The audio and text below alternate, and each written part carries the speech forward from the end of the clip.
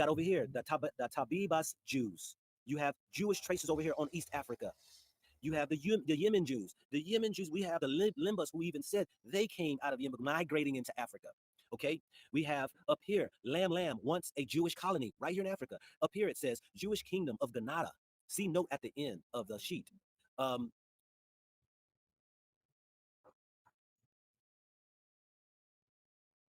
We have down here in Angola, Gabon area, down here it has the Mavumbu Jews.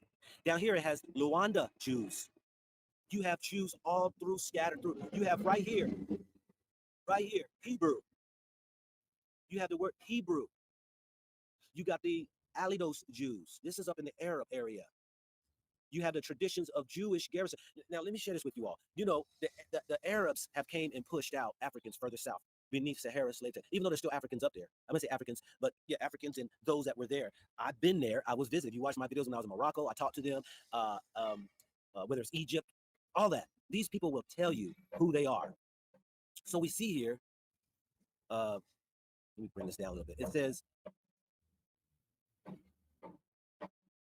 the names in red in the northern Sahara are cases in which some Berber Judaism survived.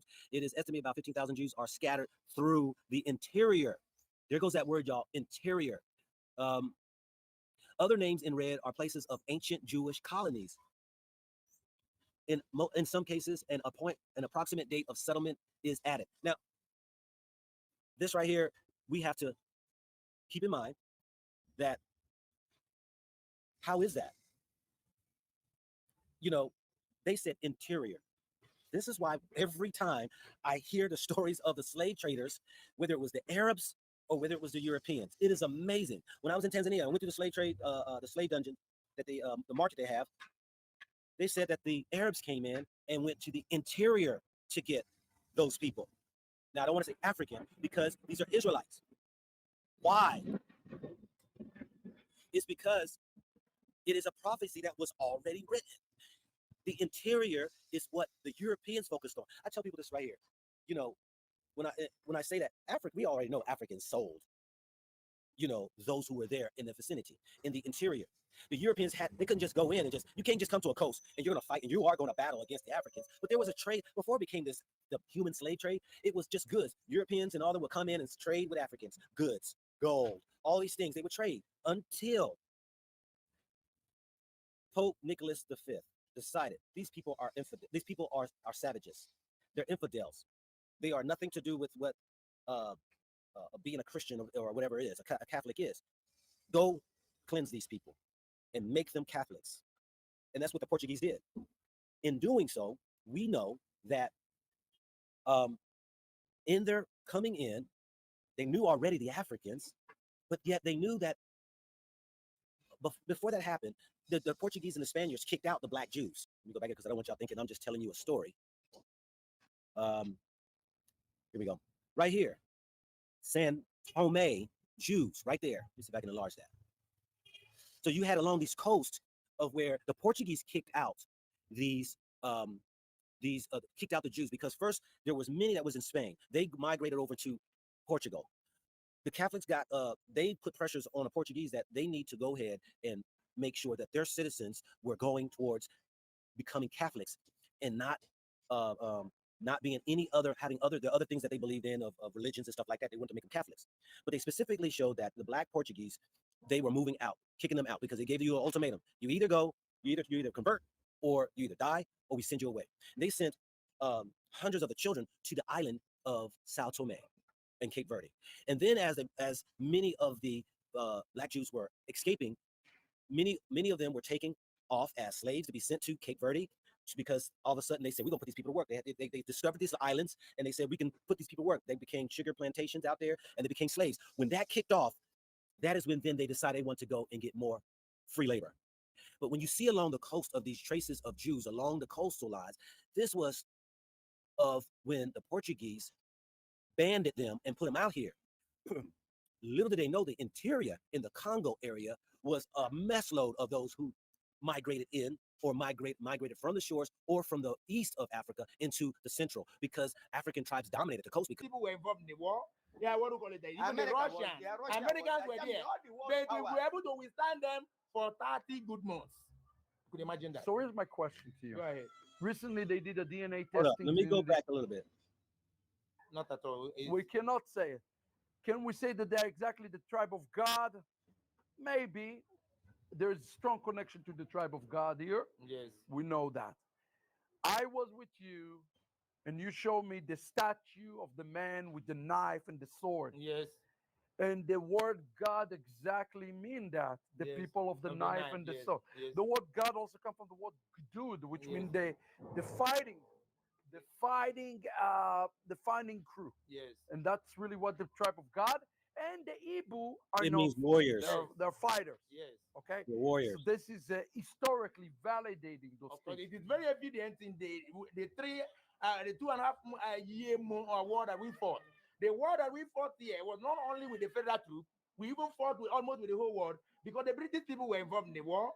Yeah, what do you call it? Even the Russians, Americans were there. But we were able to withstand them for 30 good months. It's adding bits and pieces to the puzzle. Okay, substantiating these people in fact know their history, but because they are Jews and being persecuted in Nigeria, the Nigerian government fought against them because, hey, these aren't our people, and they wanted to. The Igbos wanted to separate themselves and have their own nation. But this is what they said, because he said they're the child of the tribe of Gad, means warriors, fighters. Now listen to this memo that Henry Kissinger was sending to the president. He said the Igbos are the wandering Jews of West Africa. So he substantiates their Jews already off the bat. This letter was back in 1969, Tuesday, January 28th, 1969. Listen to this. This is coming from the Secretary of State. Or what was he? What was Kissinger? Kissinger was let me go back here. It says, this is what he said. The Igbos are the wandering Jews of West Africa, gifted, aggressive, westernized. Westernized means more of that they had built in their system some things that are accommodating to what the West will recognize as being like them. He said also, at best, envied and resented, because the Nigerians resented them and envied them. Because everywhere I go, when you mention about Igbo people, even the Nigerians will tell you, these people are very smart people, very crafty people as far as and witty and smart. But this is what Henry Kissinger said, but mostly despised by the masses of their neighbors in the Federation. They have fought well by African standards. You can only fight well, you fight great. But if you ain't got the machinery, the weaponry that you're going up against big nations like America and Britain, like the guy said in the video, how long do you last? Because the guy said 30 months in the video. But he says, they have fought well against heavy odds. Their cynical public relations use of the starvations have been brilliant. They use the tactic in starvations of trying to cut food lines and keep the Nigerians from even fighting by keeping the transportation of food that was causing a starvation that would hopefully hit the sympathy of the world in order to keep to end this war. So let me go back to the video. The Ibu are known for. They're fighters. Yes. Okay. So this is historically validating those things. It is very evident in the 2.5 year war that we fought. The war that we fought here was not only with the federal troops, we even fought almost with the whole world, because the British people were involved in the war. Yeah, what do you call it? Even the Russians, Americans were there. But we were able to withstand them for 30 good months. You could imagine that. So here's my question to you. Go ahead. Recently, they did a DNA testing in this country on some of the Igbo people. Here we go. Right. The results came disappointing. Mm-hmm. Is that result make any impact on you, on your outlook and your connection with Israel? For you personally? Now, President, I was part of the people who took part in that test. Okay. I didn't even have all the details. But for all we know, that every Igbo man here knows that we are part of the lost 10 tribe of Israel. DNA test or no DNA test, we know that we are part of the lost 10 tribe of Israel. And besides, those of you out there in Israel, I know that as far back as 1919, there was nothing like Israel. You were scattered all over the world. I know how the scientist of Manchester University, Dr. Let me recall his name now, who invented an atom during the First World War. Right. Then, and Theodor Herzl, a journalist who now started moving for the Zionist organization. So you were all over the world. Nobody was there. The place was a desolate place. But we are here, and we know that we are Igbos. So now, and again, there are two things that qualify you as a Jew. You are either a Jew by birth or by faith. Because it is a historical fact that all the people who left to Egypt with Israel when they were living Egypt, all of them were not Jews. And there is no record that somewhere along the line that they were ostracized. No, they remain Jews. So the Igbo man is a Jew. By practice, by belief, everything we do here has this connection with I Israel. tell you, I have difficulty with this statement because you lost the Torah. You lost the Torah. You I have lost the some Torah. difficulty with this. Okay. I can say you are part of the tribes of Israel, but to be a Jew, and this is what the government of Israel fighting with. All right. What to do, and not just about you, what to do about the Ethiopians, what to do about the Lemba people. What do you do about them? Some rabbis trying to push. There was an interesting thing that happened here in Nigeria. Rabbis came and they did an Orthodox conversion of the Igbo people. And when they went to Israel, they didn't recognize this conversion. Yes. So the question whether or not the Igbo people have to go through a conversion process is, to me, it's something you're not going to win. The state of Israel will say yes. You still have to go through a conversion. Me personally, I don't believe that. I think you are part of the household of Israel, but you still have to go through a process. Let me pause there. I've said this before. If you don't know who you are, somebody else is going to tell you. And DNA tests for ethnicity are entertainment value only. William Gilliland is a biology professor at DePaul. When I handed Vi the certificate, she got extremely emotional about it. She wept, and it meant so very much. People want to believe. They want to believe they've gotten an answer. And it's not fair of us to let them believe that we're giving them certain answers, because scientifically, we just can't. Hank Greeley is concerned that the science isn't really there yet for you to be giving them the name of a tribe. I think for most companies, I would be concerned too. But what about your own company? We have He the didn't largest, exclude you. He included you. but we have the largest set of sequences from Africa. And so with that, we're able to provide some level of probability in terms of frequency. But he would say that even though you have the largest database, it's still small on the scope of things. As I said, I share those concerns. About yourself. Our DNA. And that's the rub.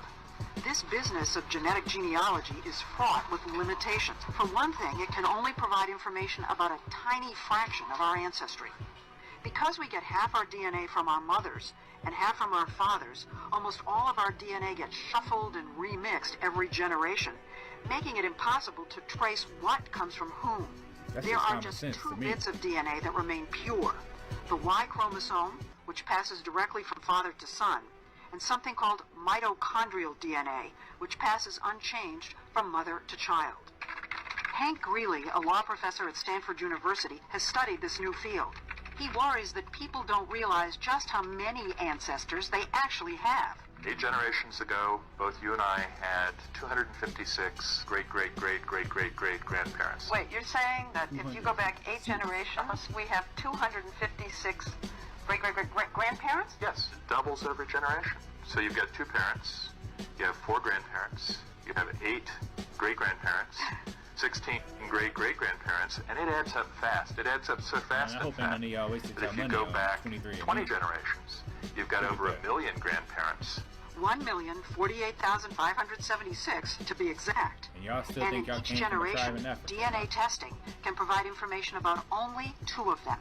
So you could be Peruvian on your mother's mother's mother's side, Japanese on your father's father's father's side, Swedish on everything else. And you'll never know. And you'll never know the Swedish from the Y chromosome or the mitochondrial DNA. Now, you've looked at several of these companies that are doing these tests. Yes. Do you think that they explain what you just explained to us?